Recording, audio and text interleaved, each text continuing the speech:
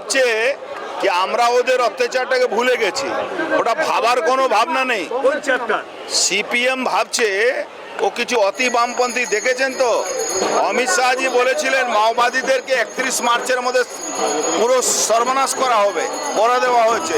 CPM দেশ বিরোধী কাজের আগুন ধরাচ্ছে, তো ওর সঠিক জবাব আমরা সামনে দেখবেন। একটু মাঠে নামুক, এবার আমরা ওদেরকে বুঝিয়ে দেবো। যে ভাষায় ওরা বুঝবে সেই ভাষা বুঝাবো।